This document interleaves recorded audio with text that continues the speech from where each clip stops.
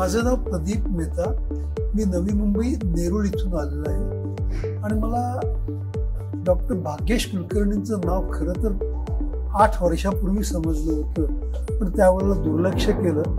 परंतु आता माझा एक चुलत भाऊ आणि दिलीप केळकर म्हणून चिपळूणचे माझे एक मित्र यांनी रिफर केल्यावरती मी आज या कॅम्पसाठी प्रथम आलो. माझा डायबेटीस मी सकाळी आणि रात्री एक गोळी घेत होतो आणि आता हा कोर्स केल्यानंतर, रेसिडेन्शियल कॅम्प केल्यानंतर ड्युरिंग द कॅम्प माझ्या गोळ्या बंदच होत्या आणि याच्यानंतर माझ्या गोळ्या त्यांनी अर्ध्या करायला सांगितलेल्या आहेत.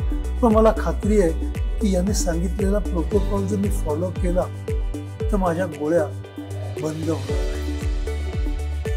मला या कॅम्पमध्ये खूप बरं वाटलं.